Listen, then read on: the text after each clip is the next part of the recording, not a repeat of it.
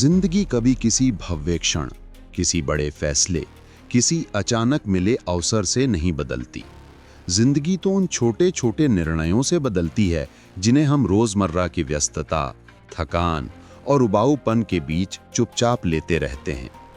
लेकिन मनुष्य की सबसे बड़ी कमजोरी यही है कि वो इन छोटे कदमों की शक्ति को कम आंकता है।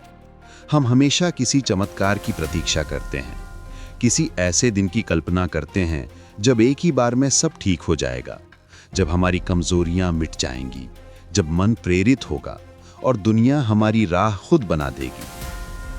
परंतु एटॉमिक हैबिट्स हमें बताती है कि ऐसा कोई दिन कभी नहीं आता, क्योंकि परिवर्तन अचानक नहीं आता। परिवर्तन तो वहीं जन्म लेता है जहां कोई ध्यान नहीं देता, आपकी रोज की छोटी जीतों में। हर मनुष्य के भीतर दो स्वर रहते हैं, एक वो जो सपने देखता है, जो उच्च जीवन, अनुशासन, स्वास्थ्य और सफलता की कामना करता है, और दूसरा वो जो कहता है कि अभी नहीं, कल कर लेंगे। वो जो आलस, डर और टालमटोल को अपना हथियार बनाकर हमें वहीं बांध देता है जहां हम वर्षों से अटके हुए हैं। ये पुस्तक सिखाती है कि इन दोनों स्वर में कौन सा स्वर आपकी कहानी लिखेगा, ये आपकी आदतें तय करती हैं।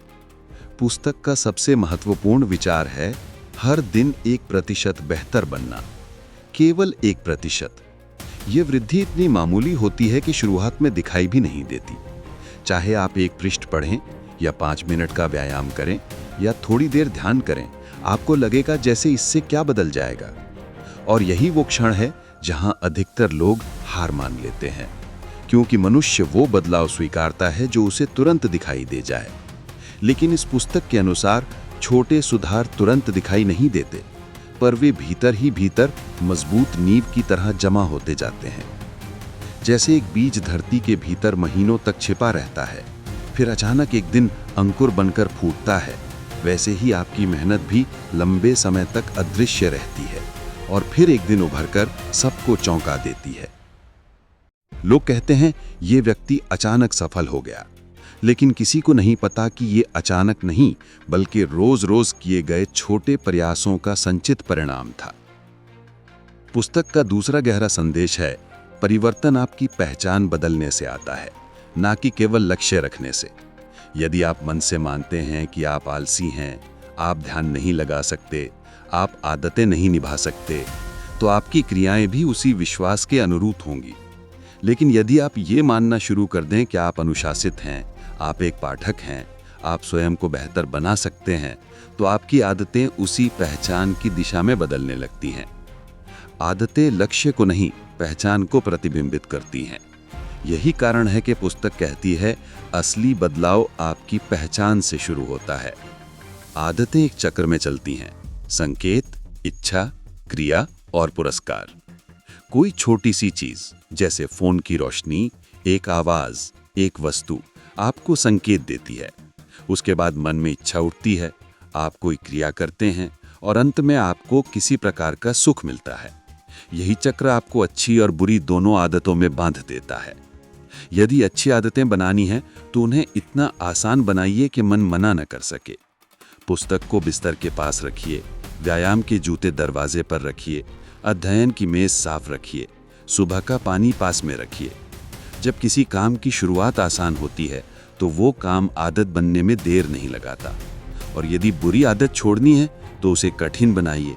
मोबाइल को दूर रखिए, अनावश्यक नाश्ता घर में न रखिए, समय बर्बाद करने वाली चीज़ों को मुश्किल पहुंच में रखिए। मनुष्य अपनी इच्छा से नहीं, अपने वातावरण से अधिक प्रभावित होता है। यदि आपका कमरा अस्त व्यस्त है तो आपका मन भी वैसा ही हो जाएगा। यदि कमरे में शांति, स्वच्छता और अनुशासन होगा तो मन अपने आप उसी दिशा में बहने लगेगा। वातावरण मनुष्य के चरित्र और आदतों को गढ़ता है। सबसे कठिन चरण है छिपी हुई मेहनत का पठार। यहाँ आप प्रयास करते हैं पर परिणाम दिखाई नहीं देते। यही वो क्षण है जहाँ अधिकतर लोग टूट जाते हैं और छोड़ देते हैं। पर पुस्तक बताती है कि ये ठहराव नहीं, बल्कि ऊर्जा का संग्रह है। जैसे पानी 99 डिग्री तक केवल गर्म होता है और 100 डिग्री पर अचानक उबल उठता है, वैसे ही आपकी मेहनत भी एक सीमा तक पहुंचकर अचानक नतीजे देती है। लक्ष्य आपको दिशा देते हैं, लेकिन प्रणाली यानी आपका दैनिक व्यवहार आपको उस दिशा में आगे ले जाता है। इसलिए पुस्तक कहती है कि अपने लक्ष्य पर नहीं, अपने तरीके पर ध्यान दो। रोज छोटा प्रयास, रोज एक कदम, रोज 1% सुधार, यही आपकी पूरी कहानी को धीरे धीरे बदल देता है। और जब आप वर्षों बाद पीछे मुड़कर देखते हैं तो आपको एहसास होता है कि आप रोज बस थोड़ा थोड़ा आगे बढ़ रहे थे, लेकिन उन्हीं छोटे कदमों ने मिलकर आपका पूरा भविष्य बदल दिया।